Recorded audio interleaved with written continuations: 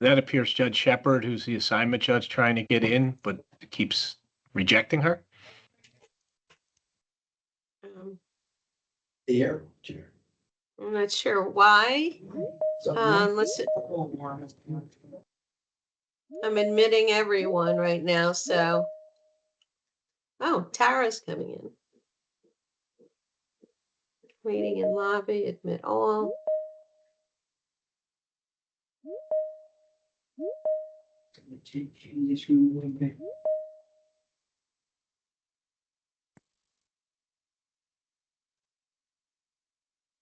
Hmm.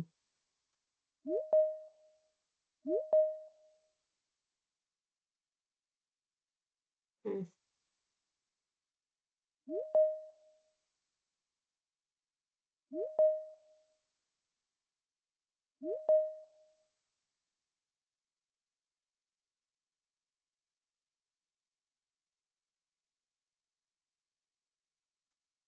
We've got 232 people so far, so. Okay. I sent Judge Shepard the link real quick in case she didn't get the right one. Okay, great. Thank you, Rick. Right, Judith, should we go ahead and get started? Yeah, you want to make a check for, yeah, there's still people coming in the lobby though, but I'll just keep admitting them as you begin. Sounds great. And good morning to everyone who is joining our Shared Services Symposium. Welcome to all of you, a very warm welcome. My name is Kaya King. I'm the Chief of Staff for the New Jersey Department of Community Affairs. It is such a privilege and pleasure to see so many of our municipal leaders joining this local government services, shared services symposium today. And we're really excited to share some resources, information, and truly hear from some cutting edge subject matter experts in this space.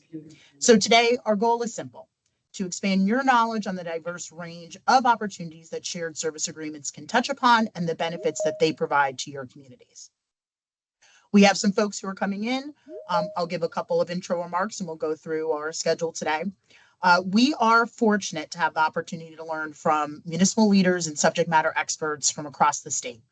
And those who have tackled some serious community issues that have incorporated shared service agreements and solutions into management strategies to address those problems.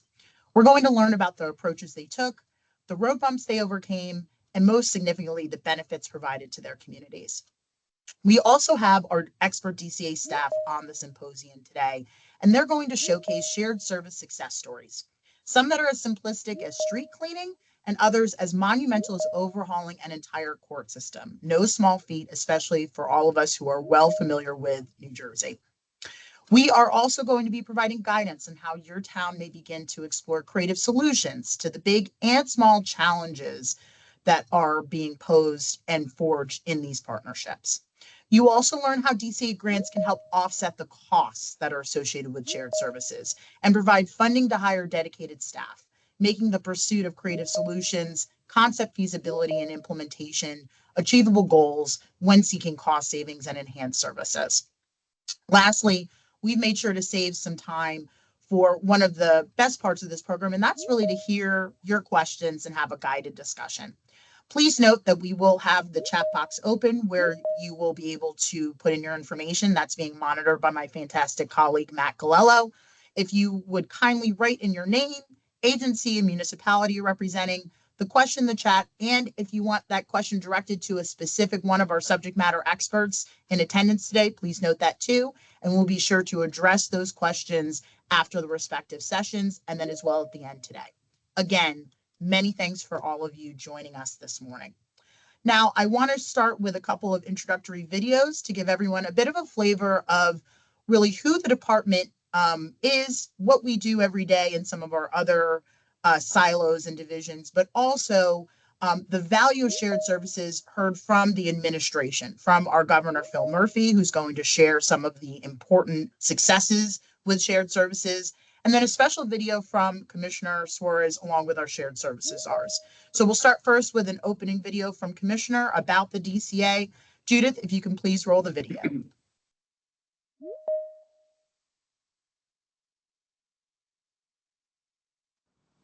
Hello, I'm Jacquelyn Suárez, Commissioner of the New Jersey Department of Community Affairs. I'm proud to share how DCA works every day to improve the quality of life of residents across our great state. At DCA, our mission is to provide administrative guidance, financial support, and technical assistance to local governments, community organizations, and individuals. Whether it's helping someone find affordable housing or supporting local leaders, our work is rooted in strengthening New Jersey communities.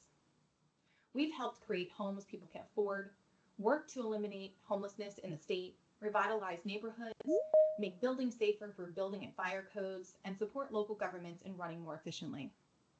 Our work is carried out through several key divisions: local government services, codes and standards, housing and community resources, local planning services, fire safety, disaster recovery and mitigation, and the Office of Information Privacy. We also oversee essential agencies and programs like the New Jersey Redevelopment Authority, Housing and Mortgage Finance Agency, the Historic Trust, Urban Enterprise Zone Program, and the Government Records Council. Our Division of Local Government Services is a strong advocate for municipalities, and it is with that goal of assisting our municipal leaders that you are joining us today. We offer expert guidance and financial support in budgeting, financial reporting, shared services, and procurement. We review and approve every municipal, county, and fire district budget, ensuring the financial health of our local government units. Through local planning services, we provide free planning assistance to municipalities. We help create master plans, land use maps, redevelopment strategies, and economic development plans so communities can grow with vision and purpose. To help residents and partners navigate our resources, we created the DCA Programs Book. This interactive tool makes it easy to explore our programs and connect with the right team to meet your needs. Learn more at nj.gov/DCA. At DCA, we're committed to building stronger, safer, and more resilient communities for all New Jerseyans. Today's Shared Services Symposium will highlight the power of collaboration, creative problem solving, and the community benefits available to all New Jersey residents. Thank you for taking the time to explore the shared services opportunities. I'm confident that this will be time well spent.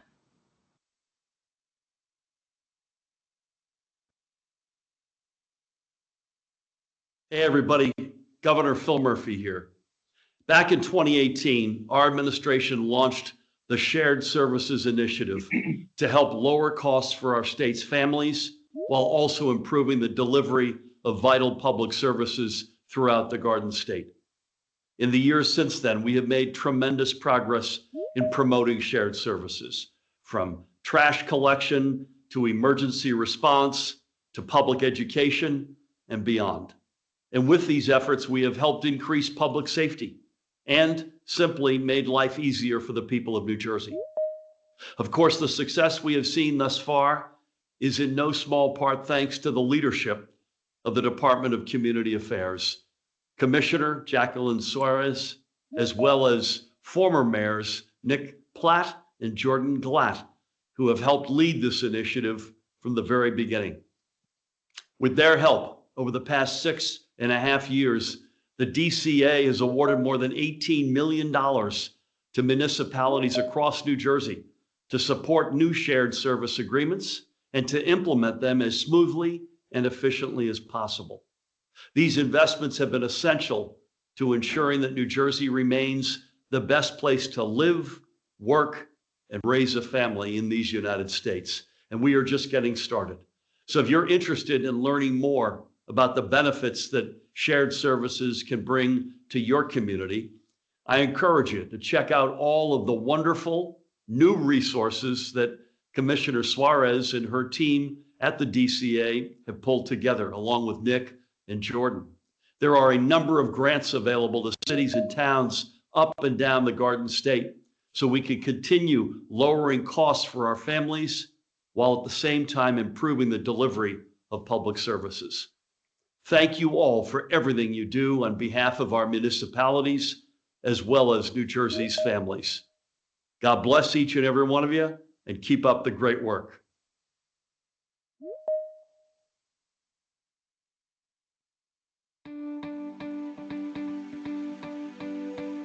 Hi, I'm Jordan Glatt, former Democratic mayor of Summit. Hi, I'm Nicholas Platt, former Republican mayor from Harding Township. We were both appointed by Governor Phil Murphy in 2018 as shared service czars. And I'm Department of Community Affairs Commissioner Jacquelyn Suárez, and the Shared Service Program is administered through our Division of Local Government Services. Shared services streamline operations, reduce costs, and lower property taxes, all while improving quality of life for New Jersey residents. There are nearly 600 school districts, And 564 municipalities in New Jersey. and many of them are providing services ranging from dog licensing to fire protection, emergency management services, court systems, and everything else in between. That's why bringing local governments together to see how they can assist one another in providing outstanding residential services at a reduced cost makes sense. Shared service sense. Municipalities work best when they work together. For example, fire departments. Sharing fire departments was a great solution for the residents of South Orange and for their neighboring town of Maplewood, increasing resident safety and reducing response times. They worked with our DCA staff through the process and applied for LEAP grants. Local Efficiency Achievement Programs, LEAP grants. There are 3 types of LEAP grants available from the DCA. Challenge grants that provide up to $150,000 to cover feasibility studies for innovative projects that create efficiency generating shared services. Implementation grants that help cover some costs for implementing a shared service. They offer up to $500,000. The third is county fellowship grants that allocate up to $75,000 for each county. And the DCA Local Assistance Bureau staff provide direct support and guidance to all interested local government parties. I encourage every local official to visit the DCA website and explore the Local Government Service tab. There you will find more information about the program benefits and sample documents. We're excited to share the experience of towns that have taken advantage of the grant funding and made huge impacts on their communities. Let's roll the videotape.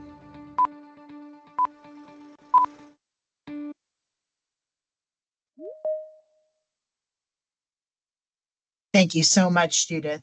And it's really gratifying even to see some of these videos and especially I think Governor Murphy's 2018 renewed commitment and policy vision, because this is really about enhancing the quality of life for New Jersey residents, right? Plain and simple. So it's nice to, I think, be here at a bit of a full circle moment to see the symposium and really the gathering and I think a momentum builder to really get shared services across the state.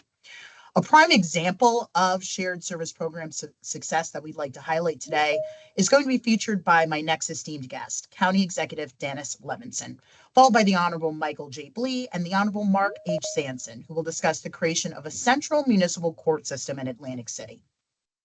County Executive Dennis Levinson is a dedicated public servant, and I am honored and privileged to provide a very brief overview of his career journey. Dennis Levinson is a lifelong resident of Ventnor and a graduate of Atlantic City High School. He earned a Bachelor of Arts from Glassboro State College, now Rowan University, and began his career as a history teacher. County Executive Levinson entered public service as a Northfield councilman and later served as an Atlantic County Commissioner, where he was repeatedly chosen as chairman. Elected Atlantic County Executive in 1999, County Executive Levinson is currently serving his 7th term. I'd like to say that again, 7th term. Under his leadership, the county has consistently maintained top-tier credit ratings from Moody's and Standard & Poor's, low debt, stable taxes, and a healthy surplus. Atlantic County has received 25 consecutive perfect audits, a result Levinson attributes in part to his policy of rotating auditors every 3 years. County Executive Levinson has spearheaded numerous groundbreaking initiatives. He was the first in the U.S. to equip all emergency vehicles with defibrillators and supported the development of New Jersey's first wind farm and the nation's first onshore coastal wind farm. His efforts to diversify the regional economy led to the creation of the National Aerospace Research and Technology Park, now home to NASA, the FAA, General Dynamics, and others, with expansion currently underway. He's also played a key role in establishing New Jersey's first consolidated court system, the Central Municipal Court of Atlantic County. I want to note just a couple of honors that this dedicated public service has garnered, including induction into the New Jersey Association of Counties County Executive Hall of Fame, Salvation Army Community Builders Award, American Red Cross Distinguished Service Award, and the New Jersey Governor's Leadership Award for Tourism. County Executive Levinson and his wife Patricia have 2 sons, a daughter, and 7 grandchildren. The entire family proudly resides in Atlantic City. So without further ado, County Executive Levinson, we thank you for being part of the Shared Services Symposium, and we welcome you to share with our audience your journey and expertise in creating New Jersey's first central municipal court system. Thank you very much. It is a pleasure to be here. I give a shout out to Governor Murphy and Commissioner Suárez, who I have a personal relationship, and I appreciate everything she has done for this county. A great asset to the state of New Jersey. We do have a central municipal court that we're very proud of. We try to be in the forefront, but first and foremost this is New Jersey. And as the two previous mayors stated, 611 school districts, 565 municipalities, all with duplications. Now, when we started this countywide municipal court, there was quite a bit of pushback. And the pushback was always home rule. We have 23 municipalities in Atlantic County. 9 have joined this court, even though we have shown that we have reduced costs by millions of dollars since its inception. We've gotten responses from some towns. We love our judge. We love our prosecutor. We love our administrative staff. And we don't care if we have to pay more. And that's what it comes down to. In fact, one municipal court judge approached us angrily and said, "You want my job." And I believe that's what it comes down to. Not what is in the best interest of the people we serve, but it does come down to the idea of home rule. And as foolish as it may sound, that they love their prosecutor or their judge or their administrative staff, outside of the elected government, I don't know if anyone even knows who they are. And this is why we have 9 of 23 towns that are participating. We have gone and we have spoken publicly to the towns, and they'll all get back to us. Well, not too many have, and others will not allow us to come and speak publicly. They want us to meet in committee, where, of course, it will die. They are satisfied paying extra, and they're going to continue to pay extra until we all understand that home rule is archaic. It is no longer applicable to New Jersey or any other state. Now, I also want to address recidivism. In our court, we only have maybe 1 or 2% recidivism rate, which is astounding. And we've all watched TV and we've seen horrendous crimes, whether serial killers or some other mental case that comes in, and the parent said, we pleaded with you to do something, but you didn't. And this is the end product. We have social services right in the court. So when these individuals come in, whether they're wife beaters or they're drunks or mental cases or whatever else they may be, even those that torture animals, we know where it starts when you end up torturing people. So we have a way to meet them right there, one-stop shopping. And the judges understand that. The social services come in, and it has been extraordinarily successful. So not only is money being saved, but we believe truly in our hearts that lives are being most certainly changed, and we do hope saved in the long run. And we are very, very happy with the court itself. And I don't want to become trite or hackneyed, but the old saying that you can lead a horse to water, and that's exactly where we are. It's here for all of our municipalities. But like I said, only 9 have joined, and the 9 that have joined have saved millions of dollars.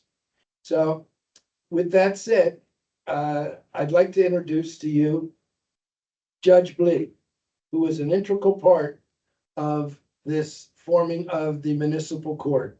And it also gave us great status because of the respect Michael Blee has in this county.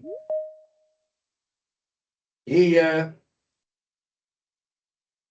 is he? Oh, here we are.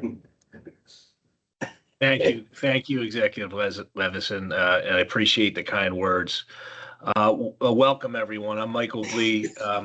I think at the time in which Rick and Eileen asked me to speak, I was the assignment judge of Vicinage 1, which encompasses Atlantic and Cape May counties. Since that time, as April 1st, I was fortunately selected by the Chief Justice to serve as the acting administrative director of all courts, but perhaps more of a reason for me to be here because consolidation of municipal courts is a policy that I, as the administrative director, will continue. It makes sense for a lot of different reasons. One, it's a cost savings for the taxpayers. Two, it is a more efficient process. And three, I think you'll get a better quality service from your judiciary in this manner. Before we get to the slide, I just want to tell you a little bit about our story, and I'll let Judge Sanson take over about how this was formed. I started my first day as assignment judge was the first day, essentially, the municipal court opened. So I was not involved in the formation. But things developed during the time in which I served as assignment judge that needed to be fixed. One of which was when the legislation was passed, the state police cases were being handled by the Central Municipal Court for every municipality within Atlantic County, regardless of whether or not they were participants. I was told the philosophy was that if we did that, other towns might want to join. In fact, it was the opposite effect. But this is where collaboration with DCA and our vicinage and our court really came into play. I met with Rick Riccadella as well as Eileen Brennan on numerous occasions, seeking their help. The senator from our vicinage, Vince Palestina, had a legislative change that indicated that no longer those cases would have to be handled by Central Municipal Court. But this is one of the things that was just amazing, and this again shows collaboration. I happened to be in Trenton for a reappointment for one of our judges and was introduced to Jacquelyn Suárez as she was about to be appointed. I talked a little bit about the issues. Around the end of June, I think it was 4th of July weekend, she said there's some funding available. How much was the deficit for Central Municipal Court? My recollection was about $1 million. She indicated that she had approval to reimburse those towns in the Central Municipal Court those funds. And this is collaboration. County Executive Dennis Levinson and his extraordinary staff, which includes Jerry Del Rosso and Linda Gilmore, had to have an emergency meeting because we had to have the county accept those funds within about 10 days. So they put together an emergency meeting of their entire board shortly after the 4th of July weekend, and the funding came into play. So I want to personally thank DCA, County Executive Levinson, and his staff and everybody involved for really helping us flourish and hopefully continue.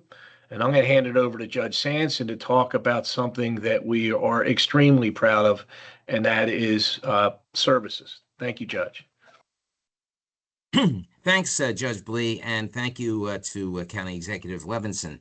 The story of the municipal court, as far as I was concerned, came when I turned 70, and at the age of 70, under the New Jersey State Constitution, judges are determined to be constitutionally senile. So I was too old to remain in my position, and I was chucked out with merely a pension to sustain me.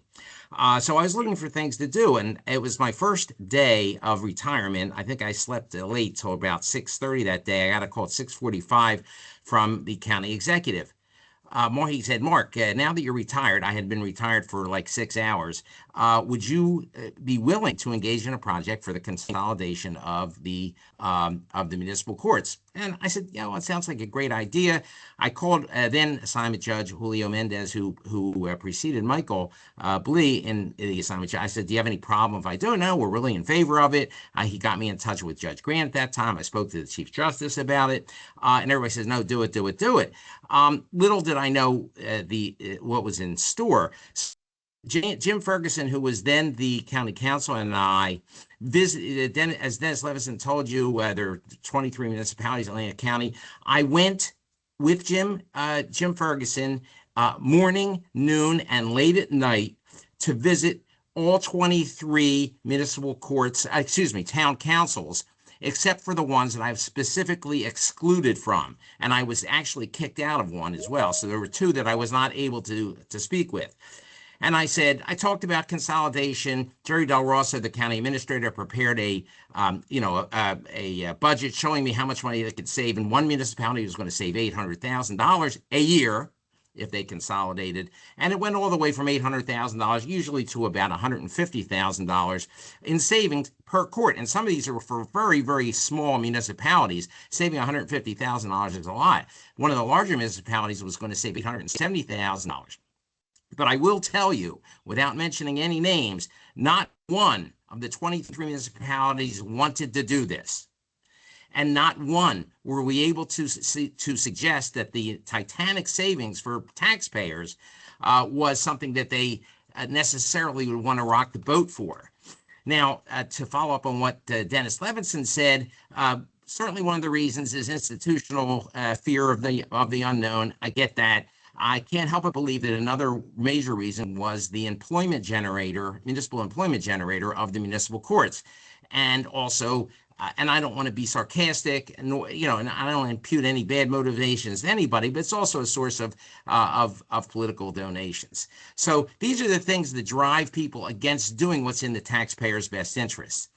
So what we did is we went and we pitched the program. We had an estimate of the savings that they would effectuate. And by the way, the savings that we projected were low. The savings actually came in much higher because they didn't include police overtime. They didn't include the use of their municipal hall. We didn't have to bother these people to use their facilities. We used a facility which had already been in existence. It was the courthouse in Mays Landing, the original courthouse. The county, and I can't say enough about what the county has done to help this program. They got some grant money, put in about $2.5 million into improving the courthouse, and it is really beautiful. And it is big enough to accommodate the 4 judges who now sit there in lieu of the 9, 10, or 11 judges. We're still in the process of still trying to get more, and hopefully we will. I predicted at the beginning we'd have all 23 towns in within 5 years. I've not been proven wrong yet, but who knows? We're getting close with some other municipalities, thanks to Mike Lee and Sue Shepard, who's the current assignment judge, and many other people who are working on this.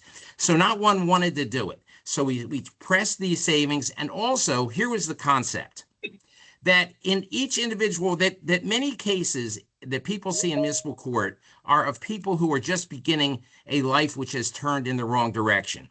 So the theory is, if we can introduce social services, and in this case JFS coming out of Atlanta County, into the court and to sit through every single case, most of which are now virtual, we can intervene in many of these cases and possibly change some directions of lives. And some people said, well, people only care about the taxpayers' money, and I was told, don't worry about the social services issues.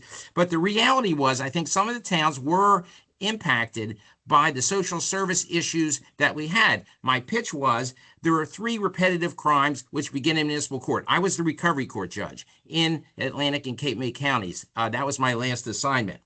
And you find that the first time that specifically three recurrent crimes, domestic violence, addiction, and mental health, show their ugly faces is in municipal court. As I'm not saying there's any non-serious crimes, there aren't, but as as the beginning of a road that does not lead in a good direction. When I was a recovery court judge, many people who played into recovery court at average age 35 had 20 or 30 prior municipal court convictions, recidivisms. They call them frequent flyers.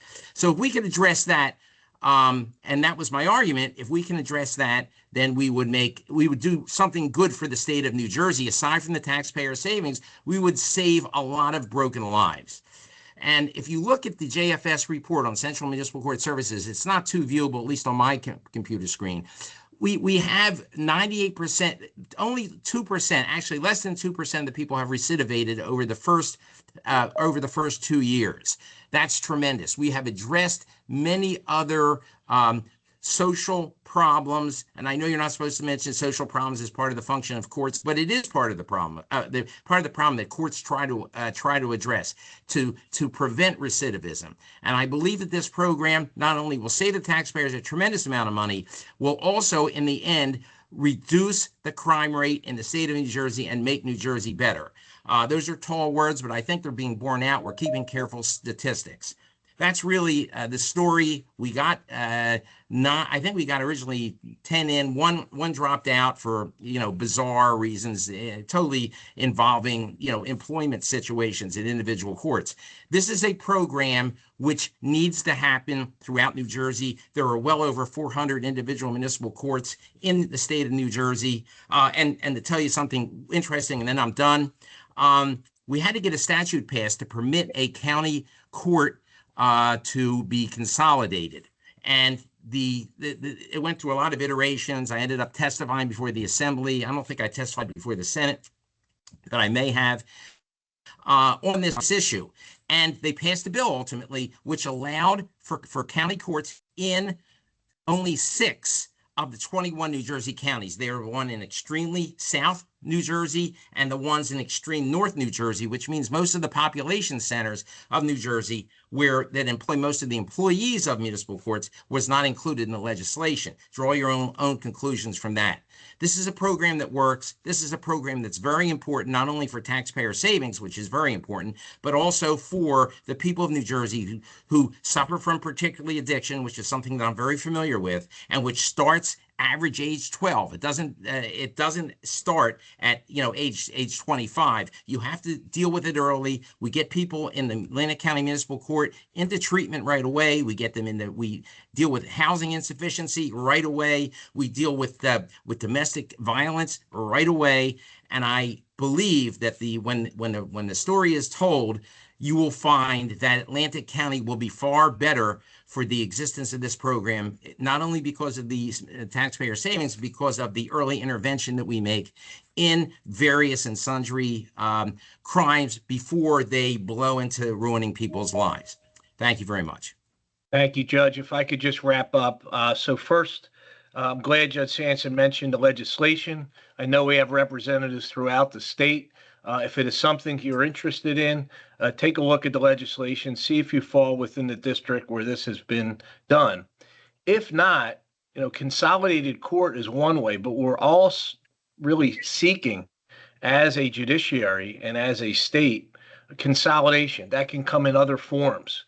There is the ability to have a joint court or a shared court, and we're seeing more and more of that happening. In Atlantic County itself, as the assignment judge, we created a joint court between Atlantic City and Pleasantville. There's also another joint court in Atlantic County. So if you can't take a consolidation on in such a grand scheme, think about something on a smaller scale. It's still going to save the taxpayers money. And please reach out to DCA because they could be of assistance. Judge Sampson showed a 2% rate of recidivism. As the director, I look at recidivism rates all the time for every specialized program, whether that's recovery court, mental health court, gun violence initiative. I've never seen a stat of a 2% recidivism rate, not even close. Judge Sampson, you recall our recidivism rate in recovery court generally through the years? Before the emphasis on jobs, it was up to 50% within 3 years. Which is remarkable. but look at that. And what Judge Sanson is saying, I was his backup in recovery court. Right. And we were both so frustrated when you look at the criminal activity that led them to finally get help. You wonder, why can't you start early?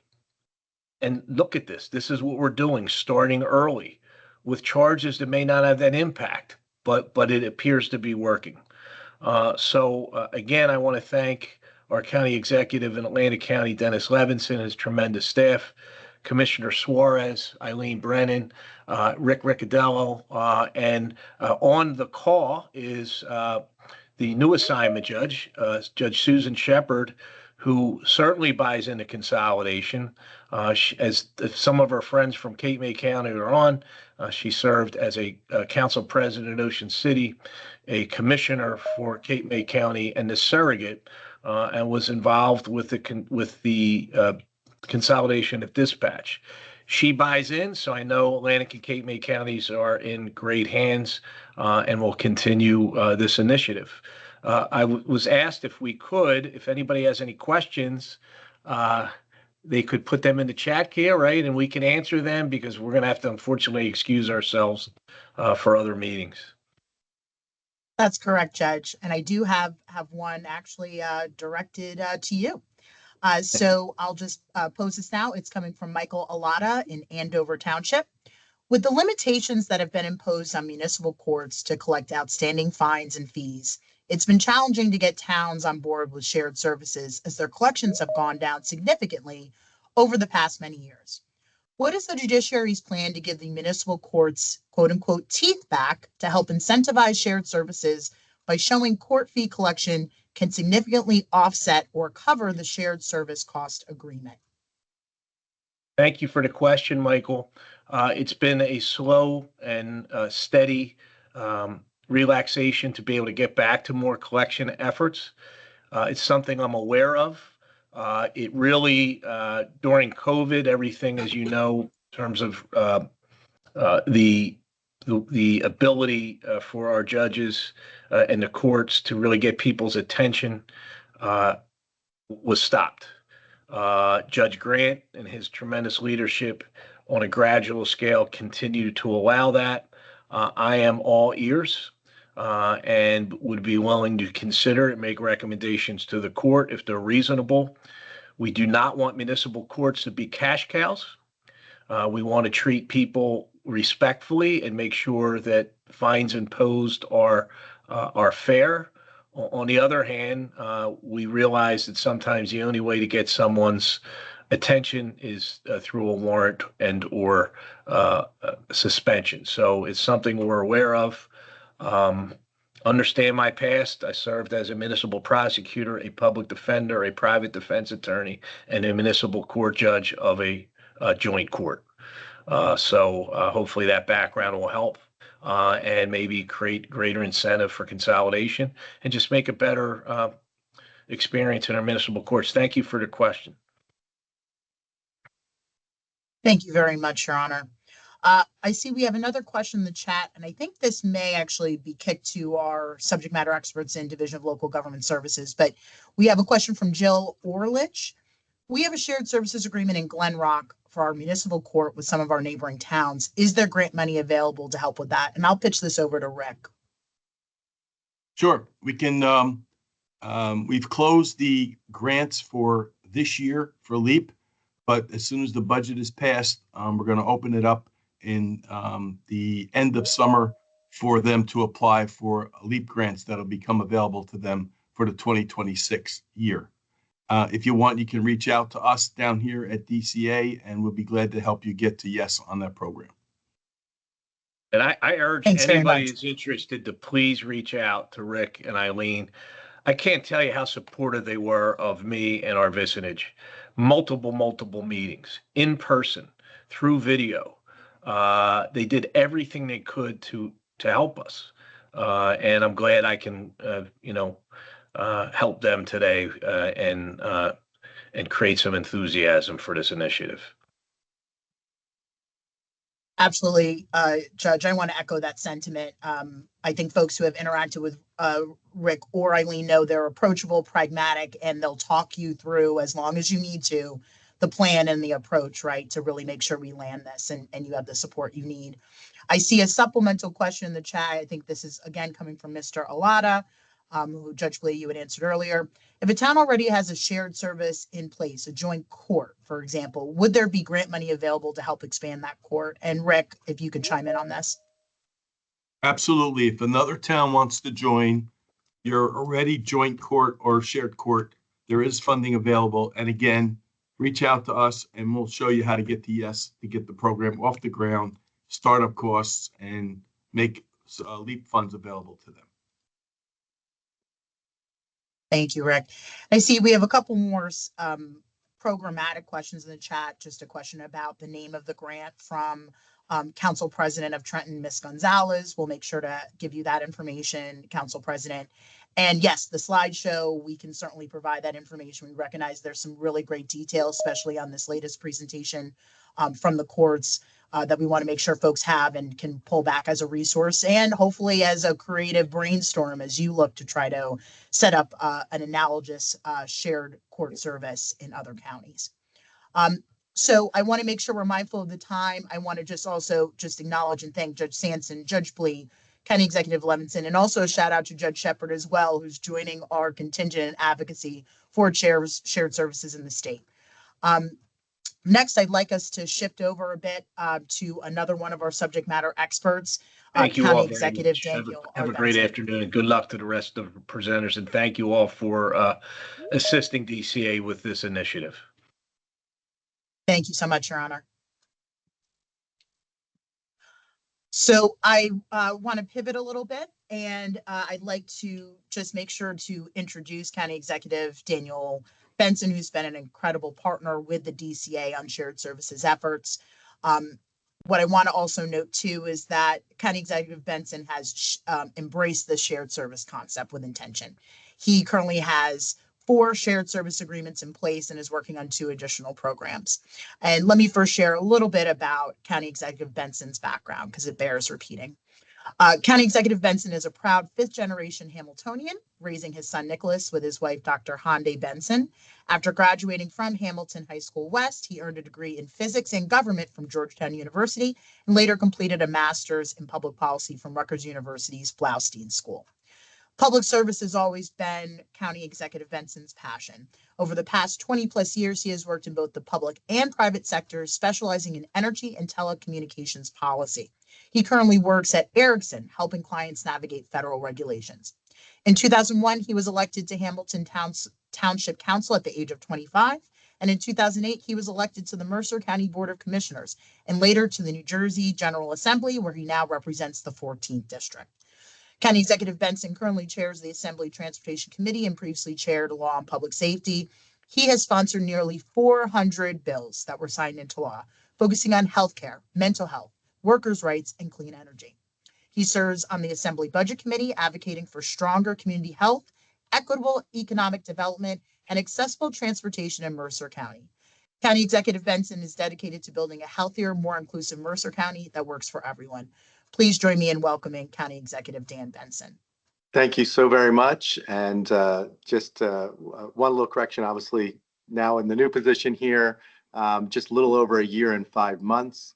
I just want to give a shout out to DCA, both Commissioner Suárez, but also to Rick and Eileen, just for the amazing support since I came in last year in January. And shared services was a really big part of our transition team's recommendation, was looking for ways that we can better serve.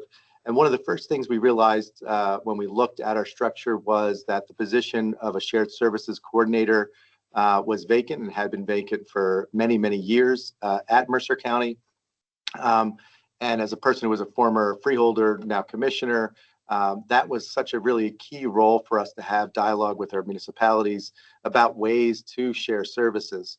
And so we were able to hire an individual for that. And again, that was really assisted with a grant from DCA through the fellowship program that covered $75,000 of that person's salary. And then working with Eileen and Rick, they really dove into a number of areas. So the first two I'm going to talk about is public safety related. Emergency hazmat response. Each county by statute has to have a dedicated unit or personnel to respond to hazmat incidences. The county has long had agreements that were either informal or mutual aid with 3 of our municipalities that when incidents would occur, they would go out. It wasn't really clear on what reimbursement levels things would be. The county would be able to collect fines under the statute and an ordinance that the county had. When one of the towns, because of increasing costs, decided that they were no longer going to provide the county with those services, we sat down with the city of Trenton and West Windsor, 2 of our 12 municipalities that had a large number of hazmat trained firefighters in their service. And we sat down to work with DCA and those 2 towns provide hazmat services countywide. That included a more formal agreement on reimbursing for costs. And what we did was we did an upfront reimbursement of $50,000 to West Windsor, which was providing about 1/3 of the territory for response. And then for the city of Trenton, $100,000. And that was to recognize that there were both upfront costs as well as to say we would, as part of the agreement, true up those costs at the end of the year and then going forward once we had a better handle on what those expenses were. But what this allowed us to do, the county, and we priced this out, was whether, hey, do we want to bring this in-house like some other counties have? We estimated it cost us at least $2 million if we were to have our own county department of hazmat response. And that was really just on personnel. On the actual expenses of equipment, it would likely have been more from a capital perspective. So making sure that we really nailed down what this model would look like, getting the agreements with each of the municipalities, not only has so far shown that we're getting better services, it has given a lot of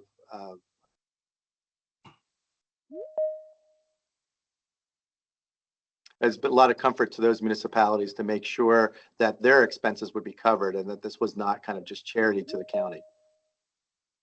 The other one I want to talk about is air rescue. Mercer County has a county airport that provides both private and commercial services. We have had a ARFF, air rescue and firefighting service there for the air side for many years. We're in the process of updating our terminal, which is a massive $200 million capital project. But where the terminal is going is where our current firehouse sits. And so a number of years ago, we put it on our plan to build a new firehouse in another section that was actually had both better airside service, but also better access from major county and highway roads. Knowing that if there's any disasters that occur on our airside, it would require significant mutual aid from both Ewing Township and neighboring towns for that service. And so that was where an opportunity was seen. This was started by the previous administration.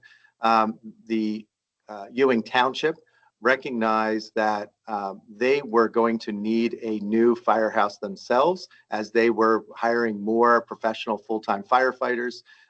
And much of one of their locations was owned by the volunteer fire company. And so out of that, they figured they were going to be moving out of that location.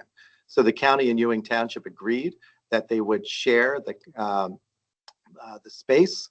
And so the county agreed to build the new Capitol Fire Rescue slightly larger so that they can co-locate with the Ewing's professional firefighters.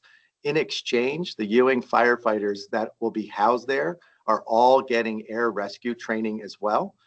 Currently, the airport and the county uses private through Protec air rescue services, and that is our primary service, and we're going to continue to do that for the next 2 years. But being able to have the land side fire co-located there and to be trained in air rescue provides a huge amount of support for us when incidents occur. to make sure that not only will we be able to have mutual aid, but they'll be able to access airside without, once they complete their training, without escorts and others from the air rescue side.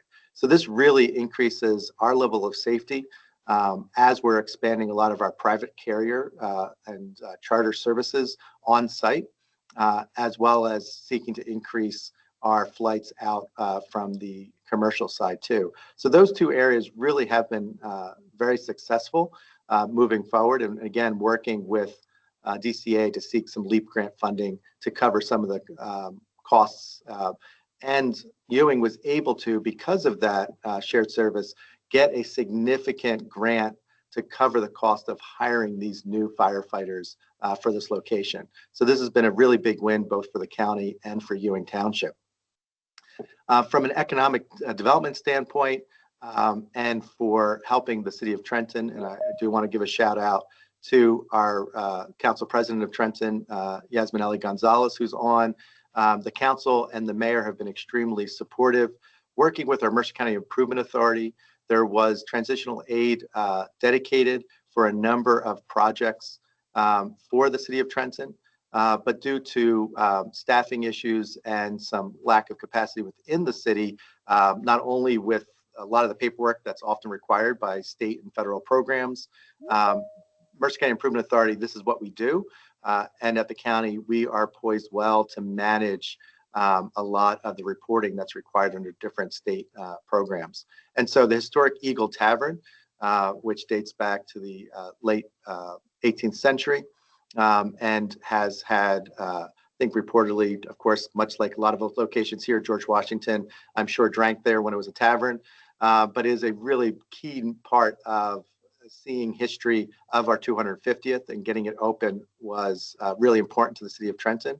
So working with a MOU, the County Improvement Authority is doing all of the contracting for the repairs to that to make it back open as a tavern and restaurant, as well as managing the process of finding an operator who will work within that site. Again, that has really kicked off a broader discussion about economic development with the city in partnerships with the county, and that has led to the South Broad Street Revitalization Plan. This tavern is near our Cure Arena, which is a sports arena in downtown Trenton that was built 25 years ago. Most folks probably know our ballpark, the Thunder Stadium, which was built 30 years ago. We are working to with a significant amount of investment in both of those to attract high quality sports teams, and is one of the largest ways that people come into our capital city besides our state workers. And so there again, we have an MOU with the city of Trenton using some of those transitional aid dollars to provide all new streets, sidewalks, lighting, to really create a commercial corridor down from the entrance of the city of Trenton into downtown. And this revitalization really helps to attract more economic development. We're already seeing folks in anticipation of that. We're seeing new businesses opening along that stretch, and we're seeing new housing opportunities open up as well. So it's really been a great partnership between DCA, the county, and the city of Trenton. Looking further down the line, Weights and Measures is a service that in Mercer County has, for the most part, all been consolidated at the county level. This is a money loser for most municipalities, anywhere from tens of thousands to hundreds of thousands of dollars a year. 11 of the 12 municipalities currently have the county operate their Weights and Measures on their behalf. And that's been just resoundingly successful. We think Trenton at this time is in discussion with us and DCA to consider taking them on as the 12th and final municipality, and really sharing those resources, both staffing wise, but equipment wise. And again, we would be seeking a LEAP grant for that. Shout out also, I see Councilwoman Crystal Feliciano from Trenton there as well. We've just received tremendous support from the governing body to have these discussions. These are things that just were not happening before, and ways to save the city of Trenton, which is always challenged from a resource standpoint because of the large amount of both county and state properties in there that do not pay property taxes. And then lastly, we see some potential shared services in looking at economic development, whereby helping to provide some additional services for either inspections or permitting, whereby the county is able to hire and be able to use our own staff for inspections as third party, and in some cases through an MOU for other projects that are happening in the city that are of importance to both the county's economic development as well as the city's, so that we can take that responsibility off and the city can focus on both residential and smaller business inspection needs. And then on the transportation, we are already working with DOT through a one-time grant to expand Go Trenton, which is a on-demand electric vehicle service that provides within portions of Trenton on-demand transportation service for anybody that would like to use it. And we are looking to determine whether there's a way to provide shared services for these transportation services long-term by marrying in our senior transportation services at the city level, along with our trade, which is our disabled, senior, and veteran transportation countywide. So a lot of opportunities we think down the line, and we think this is just the start. So again, I just want to thank all of our municipal partners, but to thank DCA for their leadership and support, providing both grant dollars, but also a lot of technical assistance when we ask those deep questions of, hey, is this possible? Thank you so much. Thank you so much, County Executive Benson. And, you know, I think it's just really exciting to see the panoply of different projects coming out of shared services. You know, what's so exciting is I think, you know, as you see more towns and you know, even counties starting to look at some creative solutions, it really does inspire. It gets folks thinking, I think, outside of the normal box, right, when we think of shared services. And so it's really exciting to hear some of the things that have been able to get accomplished, but also what's coming around the corner, right? It seems like good idea inspired good idea a little bit from Mercer County. So we thank you for sharing just your perspective, but also significantly just some of the wins on this front. Thank you so much. Looking and checking, of course.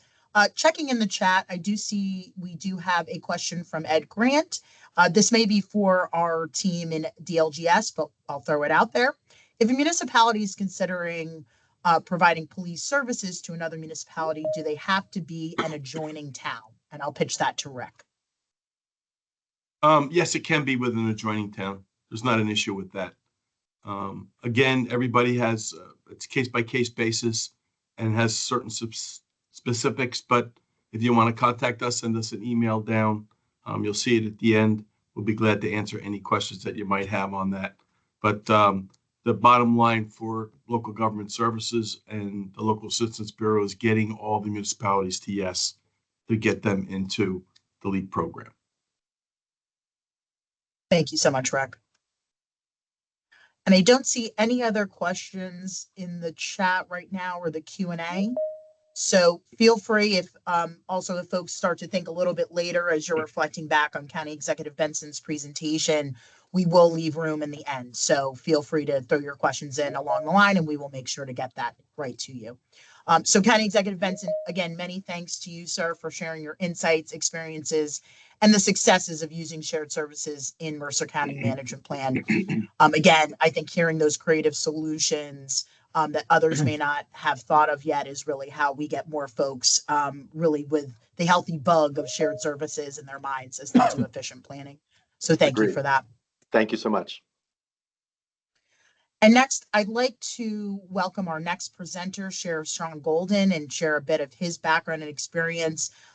Again, another critical subject matter expert who can share a bit about the success stories that Monmouth County has found with regional emergency medical services. Sheriff Golden is the 76th elected sheriff of Monmouth County, serving as chief executive of an agency comprising 4 divisions: law enforcement, corrections, communications, and special operations. Sheriff Golden oversees the Monmouth County Police Academy, Fire Academy, and Office of Emergency Management, which played a critical role during Superstorm Sandy. And thank you as well for that, Sheriff. I lived in Monmouth County during that time and appreciate the services from you and the team. A lifelong Monmouth County resident and veteran law enforcement officer, Sheriff Golden graduated first in his class at the Monmouth County Police Academy. His career includes serving with the Colts Neck and Toms River Police Departments, working as a certified paramedic for Monmouth Ocean Hospital Service Corporation, MONOC, and volunteering as a firefighter and EMT.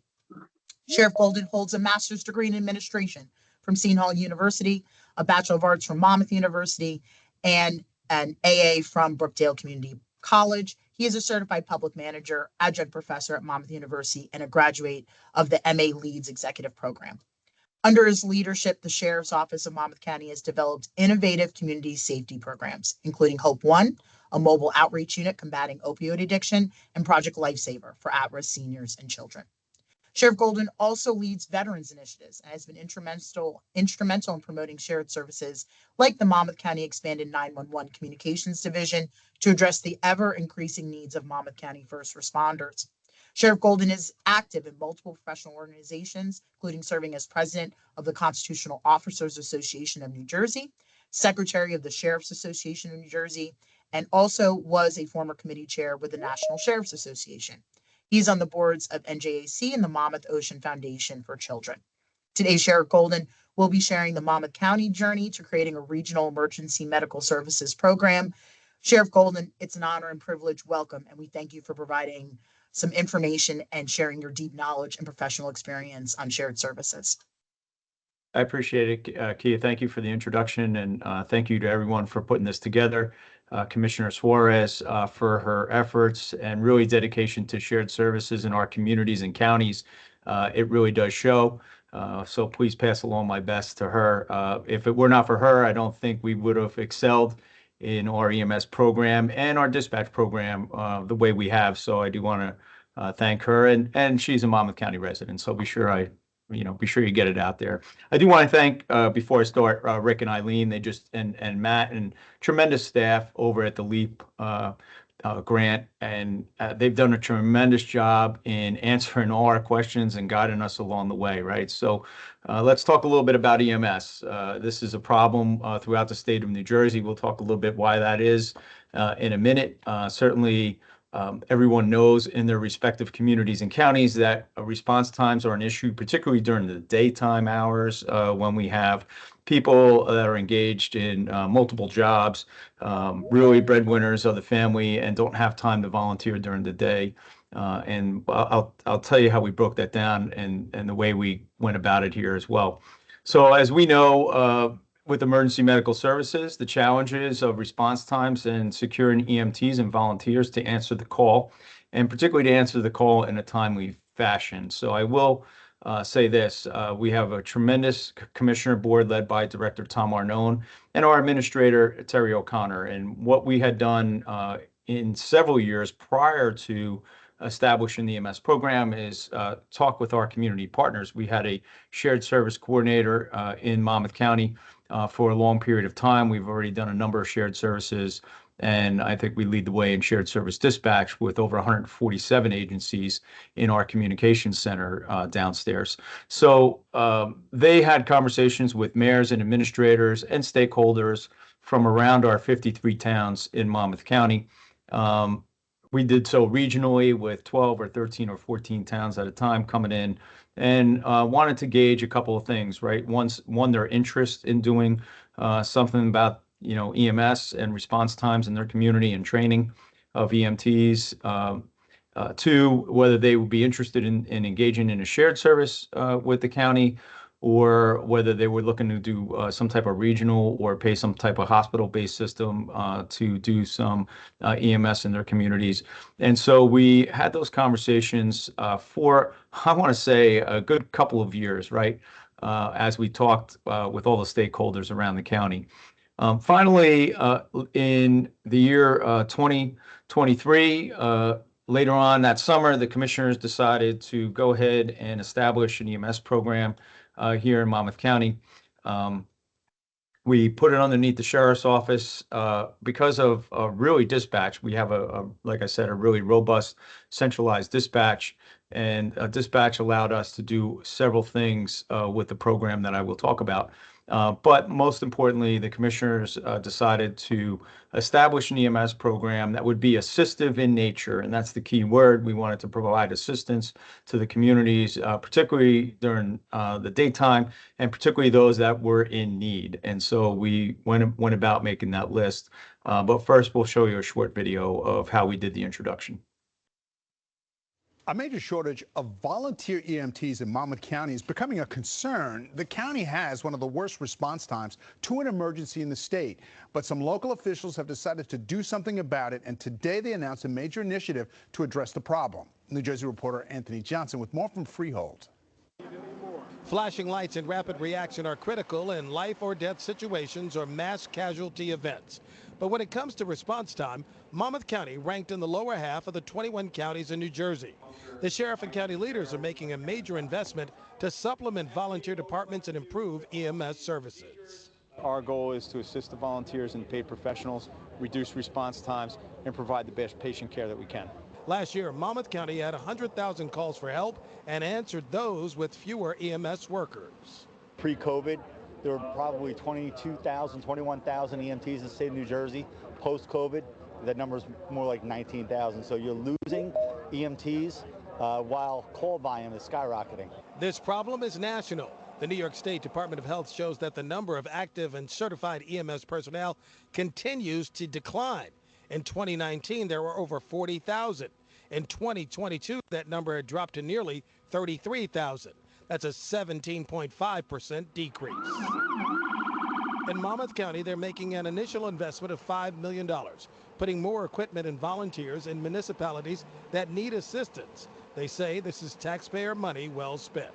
I'll stand there in front of all of our constituents and know that, a day comes when a call has to be answered at their house. I'll know that we did everything financially to assist. The job of being an emergency services technician has become more challenging with extensive training, continued education, and demands on family life. It's tough to go on calls, to work on holidays, to be away from your families, but it's rewarding at the same time. Monmouth County officials say they're going to create a feeder program to encourage high school students to become future EMTs. That way, this can become a legacy program.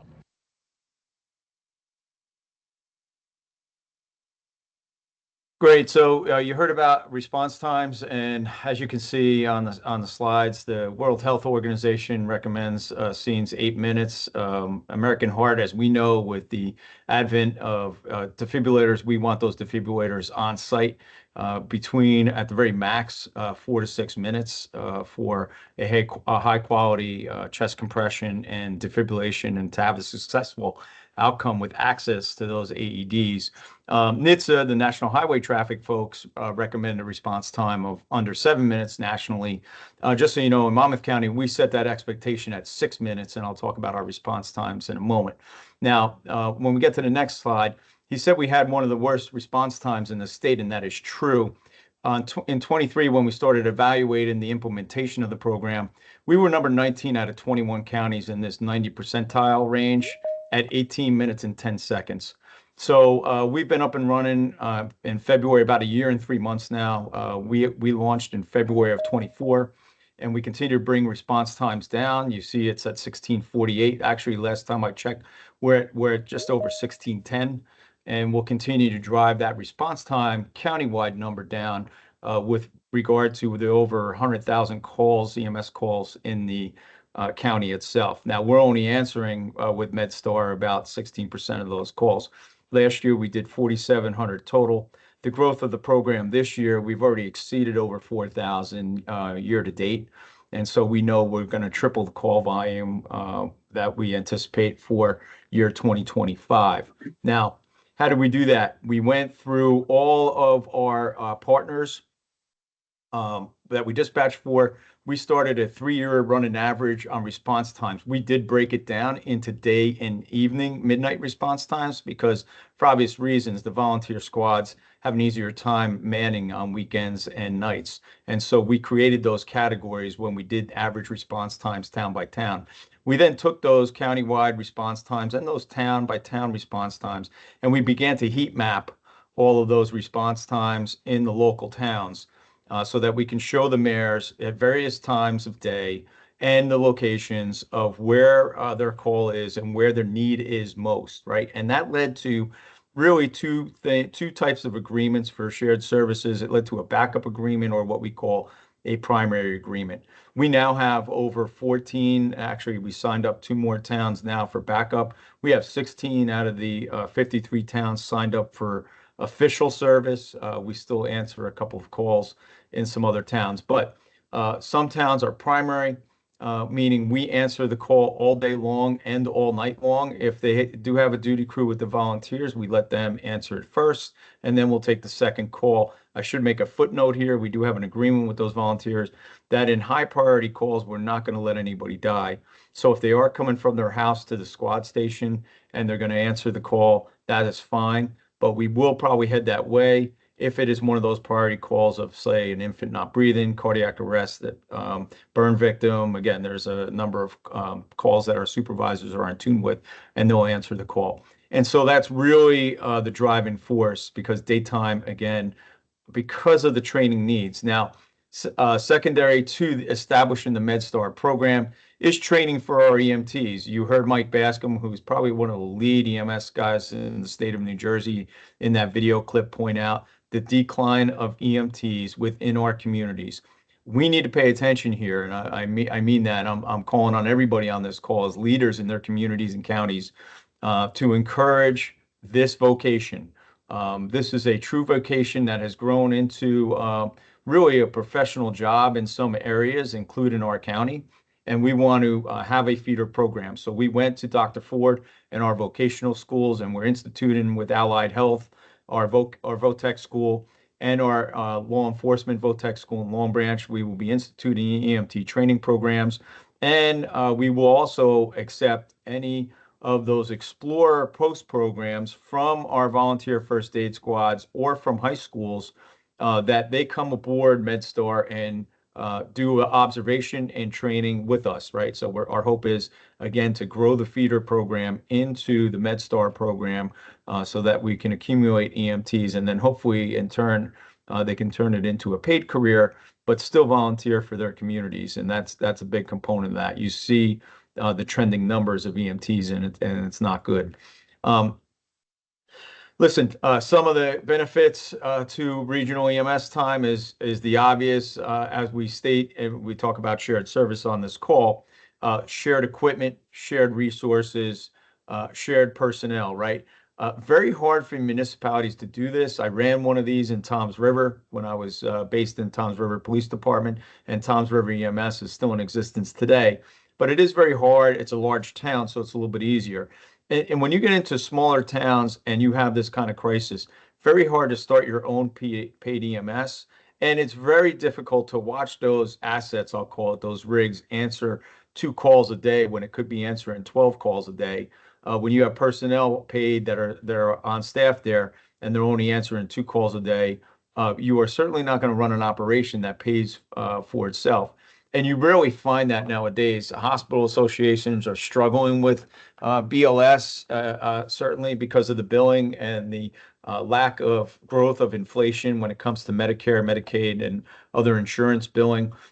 So when you run a single entity program in a community, I'll call it one locale or one location, you do run into these problems where you have a lot of static time and you don't have enough revenue generated on soft billing. Now, we do soft bill in the county here, so that means we don't send anybody to collection that resides in our county, but we do bill services through Medicare and through the insurance companies, and we do have a revenue base rolling into our CFO.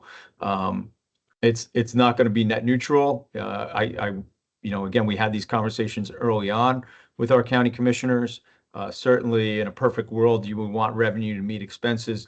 That's not going to be the case. I will tell you right now, it's not the case in local municipalities, and it won't be the case in your county. It's how much do you want to subsidize EMS, and how fast you want to bring down the response times in your respective jurisdictions. And so all of this really took coordination with our 53 municipalities and our partners. But it also took coordination through DCA. I remember when we bought our first 2 rigs and we were just about to announce the program, Commissioner Suárez shows up in my office and says, "We have some money for you. We can assist in getting the program off the ground and continue to grow the program." And to date, Rick and Eileen have certainly helped us out through a number of grants with LEAP for EMS and for dispatch, for that matter, which is another successful shared service program. Now, some of the challenges, again, you've heard from a lot of our speakers, local control is a big one, right? And that's why we try to have those conversations with our stakeholders and partners early on about how we would assist EMS. We don't use the word takeover. We're not looking to take over. We're looking to help out our communities to be sure we drive down response times in the county. So we don't want to be sitting up at number 19 out of 21. And so far, we are yielding results with that program. Our average response time, just so you know, like I'm looking at the map, our computer-aided dispatch map today, we have 13 units on the road right now in 2 regions of the county.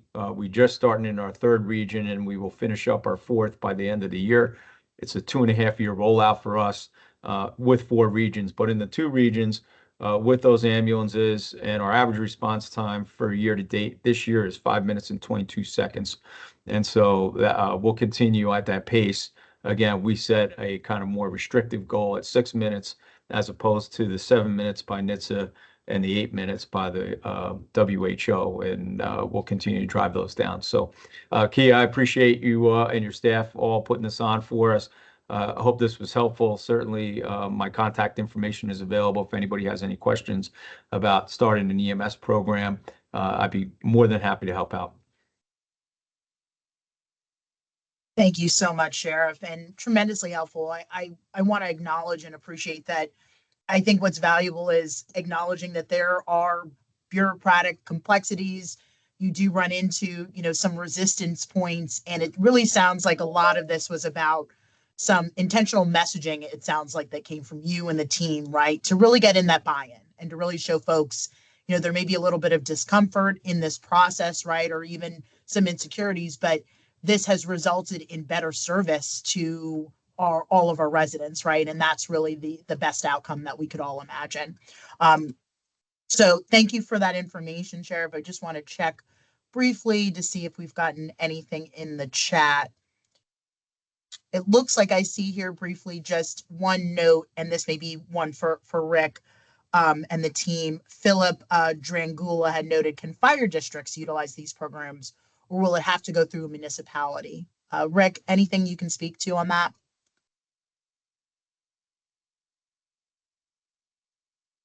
Oh, Rick, you're muted.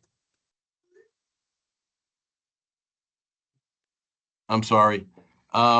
Yes, fire districts are a local government entity. They are allowed to join for the application for shared services and LEAP grants, as long as there's 2 local government entities participating in the program.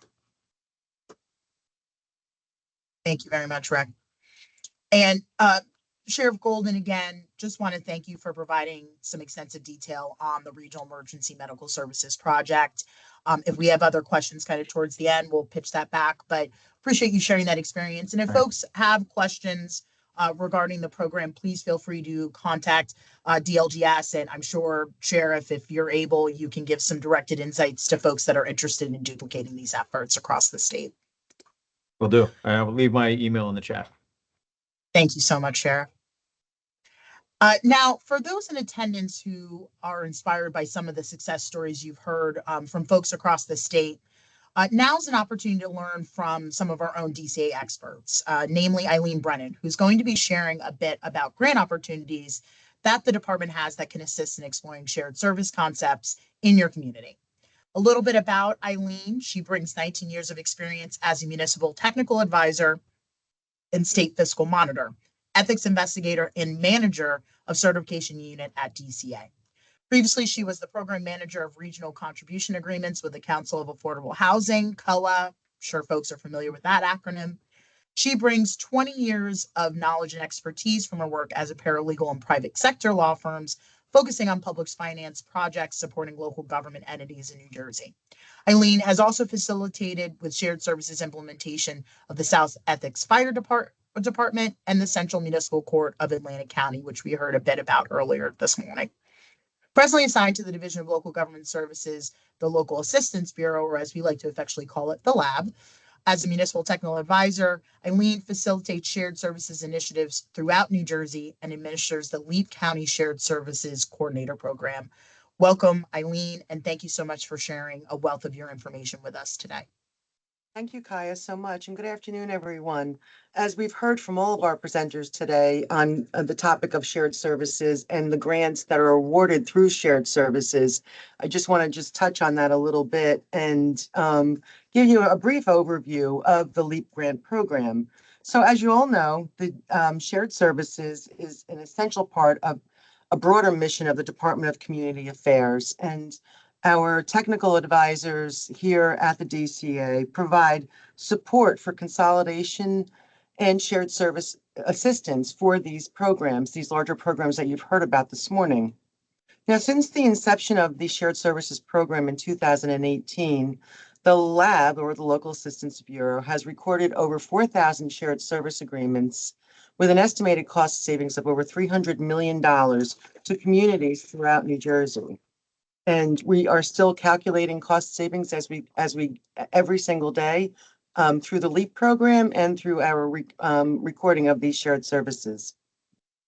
So the Local Efficiency Achievement Program is a grant program that provides direct support to local units including counties, municipalities, fire districts, school districts, authorities, any local unit that is defined under the Shared Services Act, to incentivize and support shared services throughout New Jersey. LEAP affords many opportunities to incentivize these services across New Jersey to advance the mission of shared services and to provide greater efficiencies, enhanced services, and improved safety. As we heard from Sheriff Golden earlier today, through shared services, we are seeing much more greatly enhanced programs through the EMS program, through fire services throughout the state, and also, for the benefit of all the clients who are involved in the Central Municipal Court of Atlantic County. So since the program was initiated in 2020, the LEAP grant program, 120 grants have been issued, and they total a combined award of a little bit more than $18 million. Now, the fiscal year 2025 LEAP grant program just closed this past Friday, and we are evaluating the grants right now. So the awards for the grants for the fiscal year 2025 will be released in July or early August. Here on our slide right now, we're showing just an example of some of the 2024 LEAP grant implementation grant awards. So the LEAP grant program is comprised of 3 different types of grants, but this is just an example of a variety of the different types of implementation awards. Henry Hudson Regional School District, they regionalized their whole program. They were awarded $400,000. And up here also for these grant awards, you see the shared service dispatch from Monmouth County. South Toms River connected with another municipality and they purchased a street sweeper. Atlantic City and Pleasantville, they established a joint municipal court. And the amounts that are shown here on this screen show the award for the LEAP grant. Next slide. Thank you. So the Local Efficiency Achievement Program is comprised of 3 primary components: challenge grants, implementation grants, and county shared services coordinator grants. We anticipate that the 2026 LEAP grant application period will start on or about August 1st, 2025. We just need the 2026 budget to be approved by the legislature and signed in, and we will get that grant program up and running. Also on this slide, you'll see information to contact the Local Assistance Bureau for support or assistance regarding shared services or technical assistance through the Local Assistance Bureau. For questions regarding LEAP, the LEAP mailbox is DLGS LEAP grant at DCA or shared services at NJ.gov. These email addresses also can be found on our website, on the DLGS website.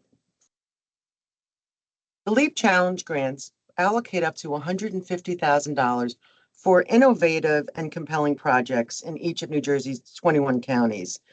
The challenge grant allows for up to 3 grants per county, and it's designed to promote innovation and also to provide funding for feasibility studies for larger feasibility studies outside of the purview of the Local Assistance Bureau.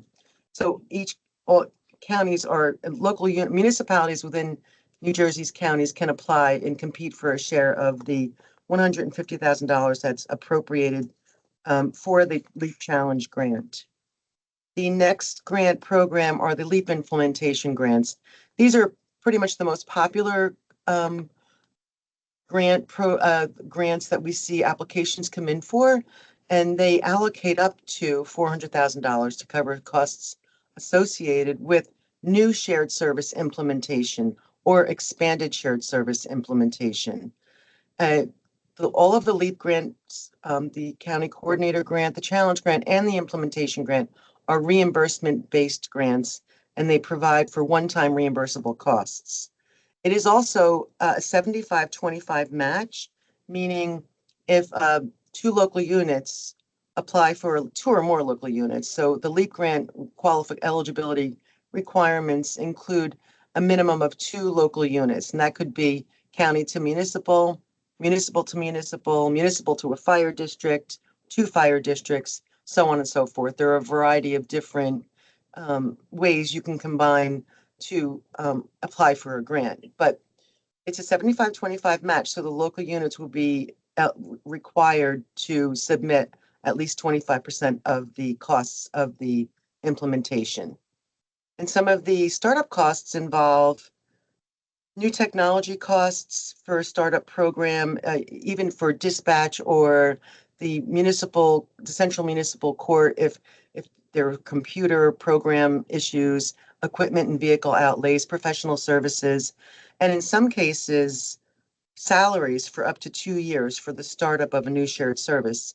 And we have seen that throughout New Jersey in some certain cases for EMS, for instance, or for dispatch. If local units want to regionalize their dispatch or their EMS, they may need to hire additional people to fulfill the needs and to be able to fulfill the needs of the shared service. So in some cases, salaries are eligible for up to 2 years. The next grant program is the County Shared Services Coordinator Grants. This grant program allows for up to $75,000 for each county in the state of New Jersey. And currently, we have 9 county coordinators throughout the state of New Jersey. And within this, the county appoints a full-time individual to act in the role of County Shared Services Coordinator. In some instances, some counties have applied for $37,500 and appoint a person to act as a part-time shared services coordinator for the county. So the county program, the coordinator grant program, allocates up to $75,000 to each county for a full-time shared services coordinator or for a part-time. And in that case, they would be awarded $37,500. In fiscal year 2025, we have three new counties who have applied, so that have not yet been listed on this slide, and they are Essex County, Salem County, and Camden County. So we will have 12 coordinators out of the 21 coordinators operating around the state who provide direct assistance to the municipalities in their counties. They act as a single point of contact for shared services within their county, and they also collaborate with the other county coordinators on shared services throughout the state. We administer this program through the whole LEAP program. The county coordinators do get training by the DLGS and the staff of the Local Assistance Bureau. And we are so far seeing a lot of success stories come through as a result of the county shared service coordinators in all of the counties. Thank you all for your time today. And if there are any questions, I'd be happy to answer them. Many thanks to you, Eileen, for that overview and really giving folks, I think, a bit of the mechanics around some of the LEAP program, right? And I know that's of a big topic interest. And again, staff are happy to speak in more detail on specific concepts and ideas that any folks have on this. And again, I want to just give another shout out to Rick and Eileen, incredibly approachable, right? So you can, show them the mechanics, what are the challenges, what are the headaches, and even the relationship building, right? I think a lot of the lesson point hearing from our subject matter experts, as well as Rick and Eileen, is that some of this is figuring out how you're presenting to stakeholders, how you're engaging on these programs, and what are the benefits, right? How are we driving that home, and where the end result is going to be beneficial for all of the stakeholders involved. So I see we have a couple questions in the chat. I will go in order.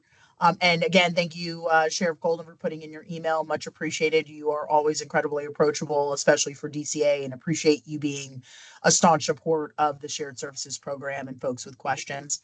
I see that we have next in the chat from Vincent Quattrone. Can you please explain what a pilot county is regarding a shared service agreement and tenureship? Does this diminish the power of the shared service agreement? I can answer that, Kaya. Thank you for your question. So a pilot county, back in a few years back, under the Shared Services and Consolidation Act, there was a pilot program implemented in certain counties in the state of New Jersey. They include Atlantic, Camden, Monmouth, Morris, Ocean, Sussex, and Warren counties. Within the pilot county, the municipalities are eligible, if it's feasible for them, to contract with another municipality, enter into a shared service for positions that may include licensing.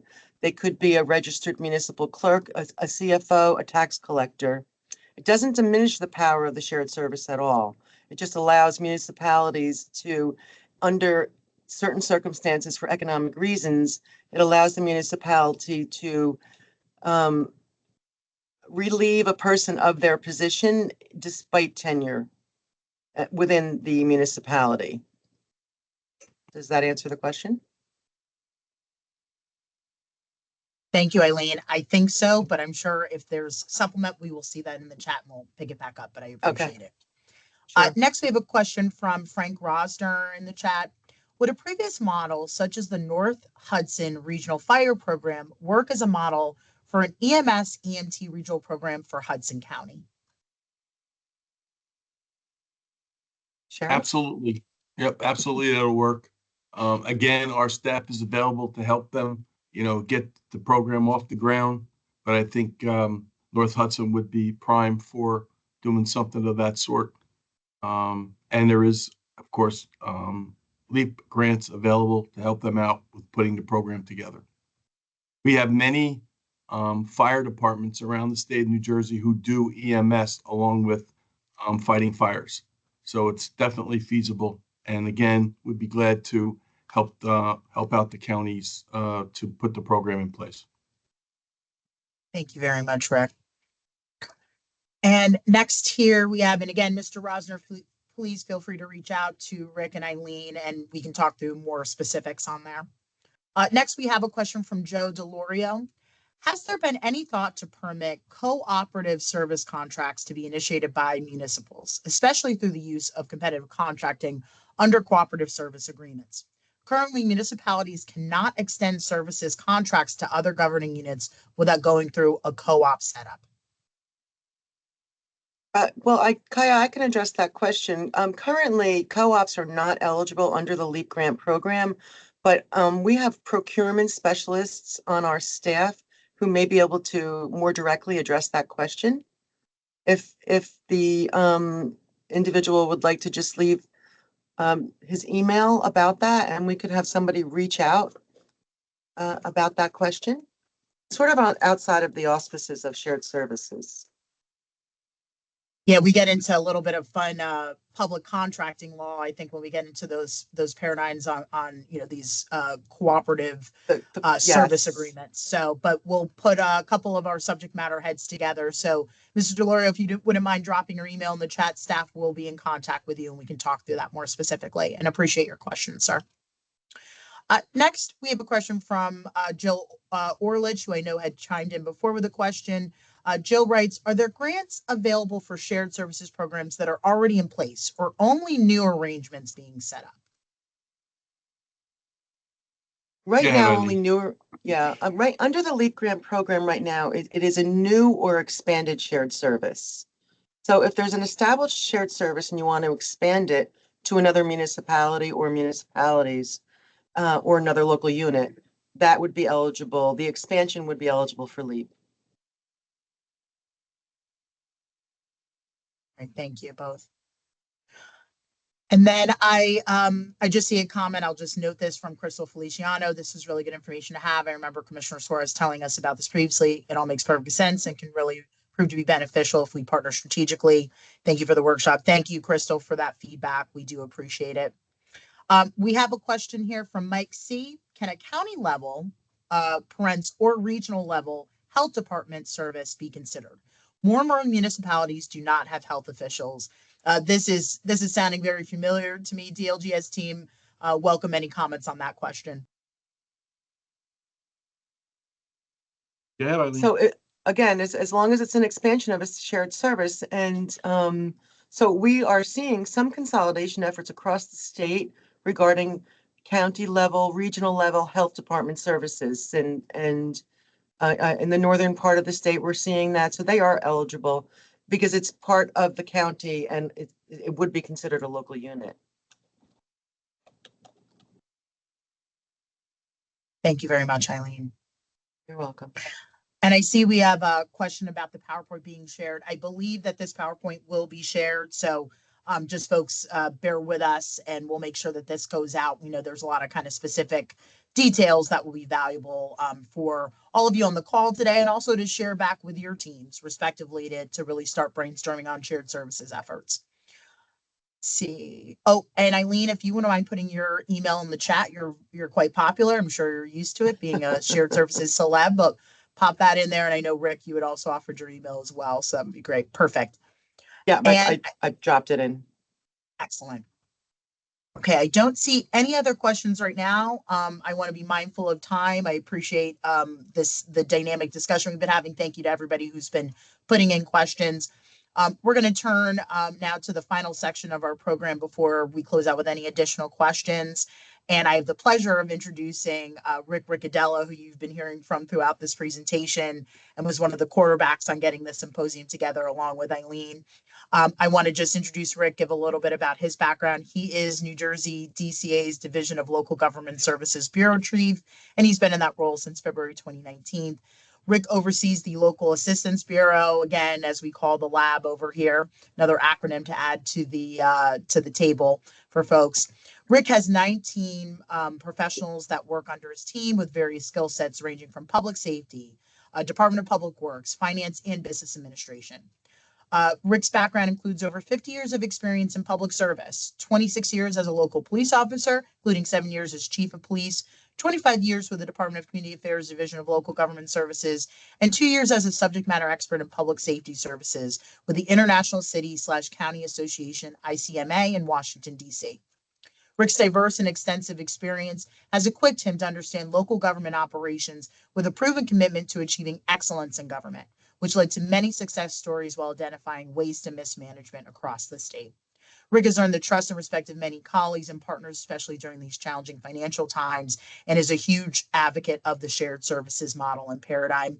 Rick has also assisted the governor's office with the takeover Atlantic City and the implementation of the County of Camden Metro Police Department, the Borough of Lake Como-Belmar Shared Police Services, the City of Woodbury, and the Borough of Woodbury Heights Police Shared Services, along with the dissolution of the South Harrison Police, with Woolwich taking over the Police and Municipal Court Services for South Harrison as a shared service. Rick lives with his wife, Lori, and children in Toms River, New Jersey. Rick, we thank you for your subject matter expertise throughout this symposium, and I'll kick it over to you to share a bit of your thoughts and expertise with the group now. Thanks. So one of the things that sometimes we're remiss in talking about when we talk about shared services is the school regionalization program, or SHREP, that came out a little after we implemented the LEAP program. And I think many of the people on this call realize that the municipal budgets are made up of 50 or 60% of the funding coming in from the taxes that pay for the school to perform properly. So what we did was we came up with some legislation that allowed municipalities to enter into shared services or school regionalization that makes sense with regard to shared services. So you can regionalize different curriculums in the programs of schools so that everybody is on the same wavelength when the kids get to ninth grade. And the way the program was explained to me was that some of these children today on the sending and receiving with regard to the schools, some of the curriculums are lower or middle or higher. By putting in this school regionalization program, all the children will all receive the same curriculum. And by the time they get to high school, they'll all be on the same level. So that's one of the reasons why they wanted to put the program in place. Not to mention the fact that it could make up some savings to the taxpayers with regard to the program. Now, we have about 8 or 9 of these programs in place. And what's interesting about it is that you can ask for a consultant to receive up to $150,000 to do an evaluation on the school district. There's no commitment on the part of either school district or three different school districts with regard to it. It's only a feasibility study, and they look at it. But the great thing about having the feasibility study done is that at the time that you start the feasibility study, you can get a reduction in your school aid during that period of time for a year or two. And then it goes for a referendum. And after it goes for a referendum, if it passes, you continue to get the reduction in the school aid so you can have more tax dollars for the citizens of that community. If the citizens reject it, then you go back to your old school formula that they have in place with regard to that. Basically, I want to emphasize to anyone from the schools that are on here or any municipalities that want to contact their school boards and ask for assistance with regard to this, we can help out. We have people on staff that understand the school regionalization. We're always working with the Department of Education with regard to this program.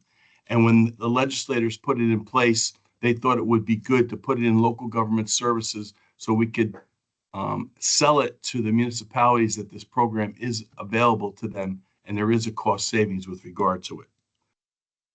Next slide.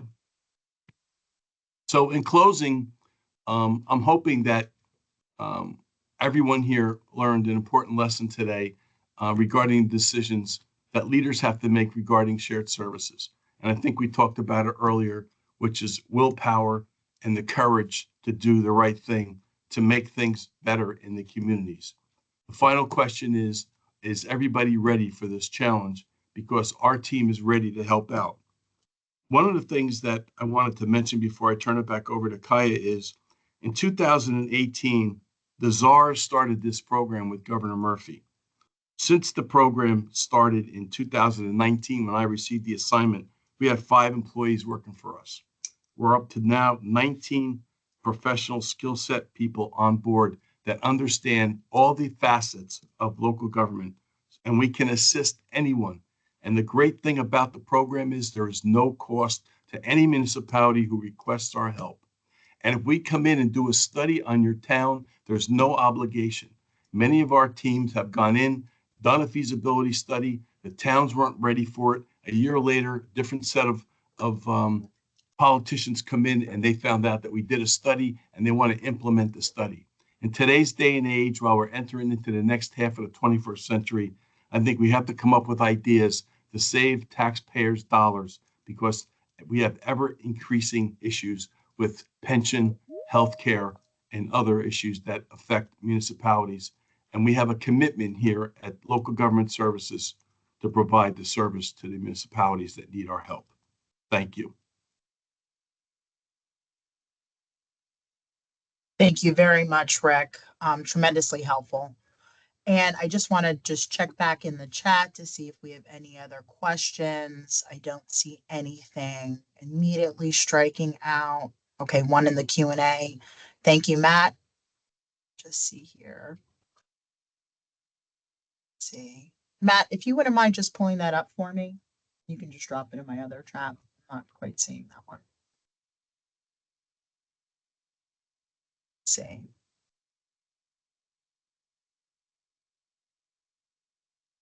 Okay, thank you so much, Matt.